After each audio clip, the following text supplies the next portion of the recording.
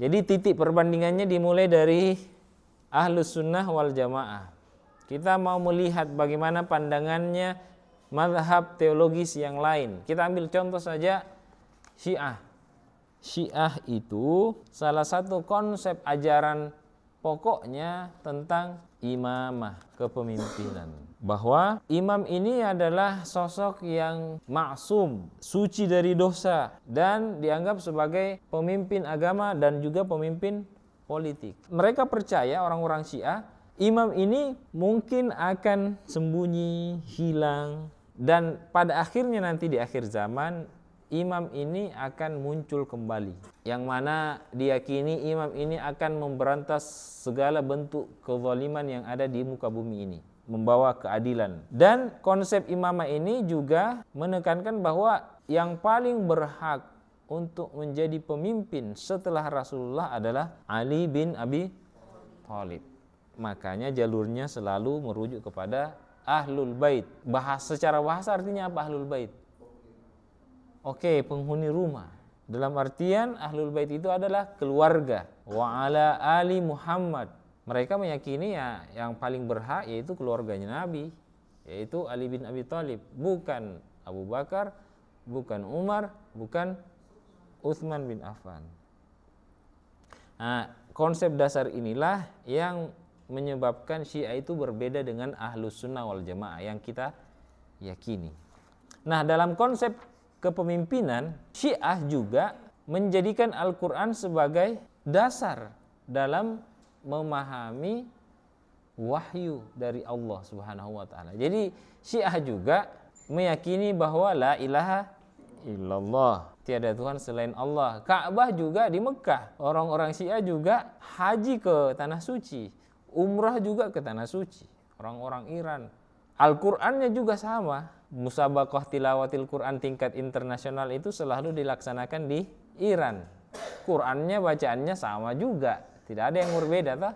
Yang berbeda apa? Penafsirannya terhadap ayat-ayat Al-Quran. Salah satunya tentang ulil amri yang disebutkan di dalam surah An-Nisa ayat 59. Ya ayyuhalladzina amanu athi'ullaha wa athi'ur rasulah wa ulil amri minkum.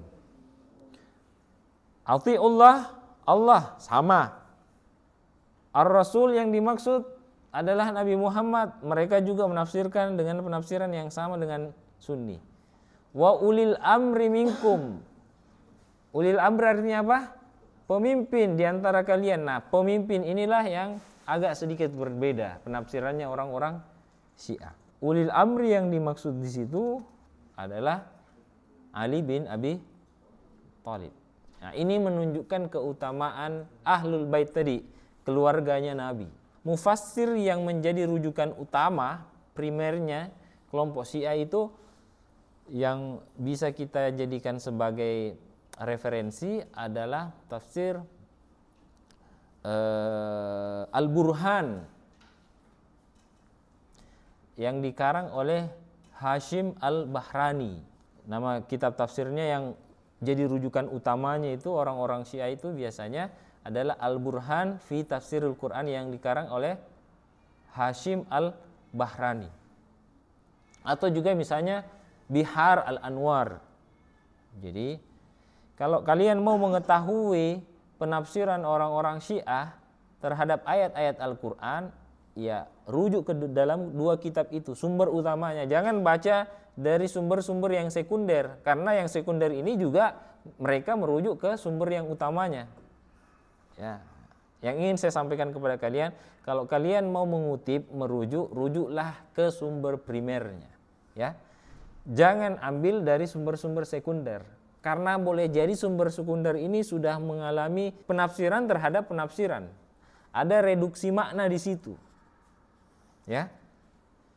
Apalagi ngambil dari buku-buku pengarang-pengarang yang sudah sangat jauh dari rujukan utama. Misalnya Al-Burhan tadi, fi Tafsir Quran ini dikarang oleh Hashim Al-Bahrani ini di abad 10 atau 11 Hijriah kalau saya nggak salah. Sudah sangat lama. Jangan kalian ngambil, oh menurut Syiah, saya baca dari internet, lebih parah lagi. Saya baca dari blogspot. dari Google, ChatGPT, buka buku rujukan aslinya. Al-Burhan fi Tafsirul Quran. Ini salah satu bentuk tanggung jawab kita sebagai seorang akademisi ya. Tanggung jawab ilmiah. Kita yang adil dong kita merujuk. Oke, kita coba rujuk ke kitab aslinya pakai shot.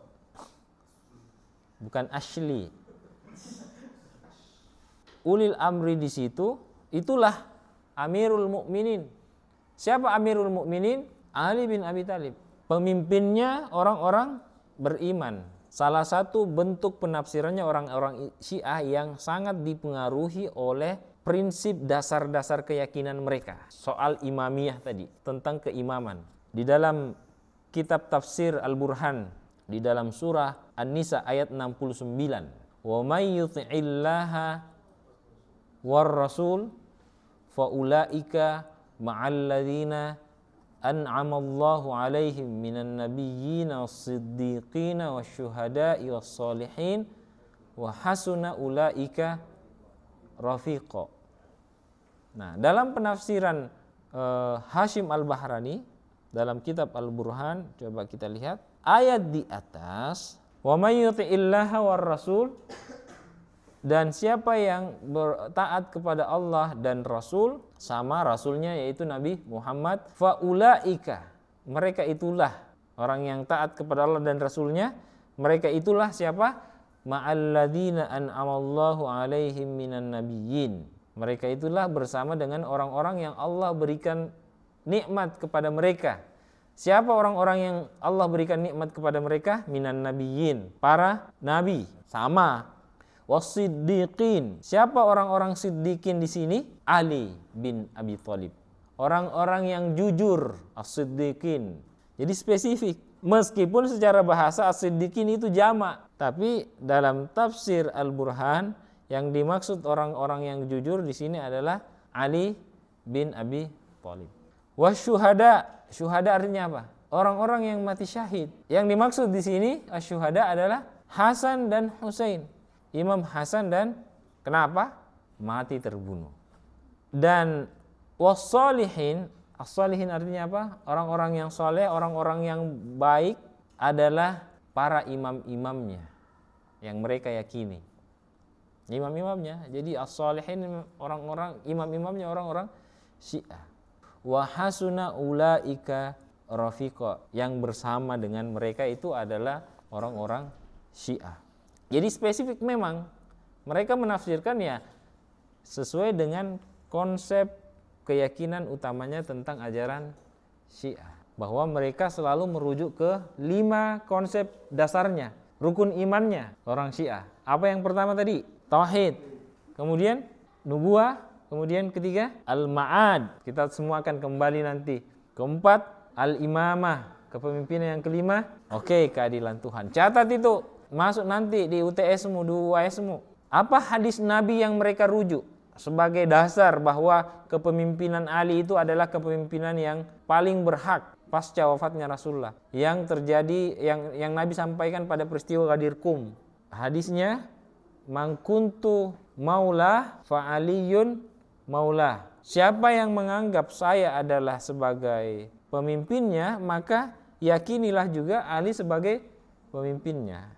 Itu hadisnya Nabi yang dijadikan oleh orang-orang Syiah sebagai dasar bahwa Ali yang berhak jadi khalifah pasca wafatnya Rasulullah. Harusnya tidak perlu musyawarah para sahabat pasca wafatnya Rasulullah. Di mana tempat bermusyawarahnya para sahabat pasca wafatnya Rasulullah? Kayak apa? Kan belajar sejarah kan? Tempat bermusyawarahnya para sahabat untuk menentukan khalifah pasca wafatnya Rasulullah yang ada di Madinah sana, di sampingnya Masjid Nabawi, sampai sekarang masih ada. Nah, ini yang kadang dilupakan oleh jamaah kalau ke tanah suci.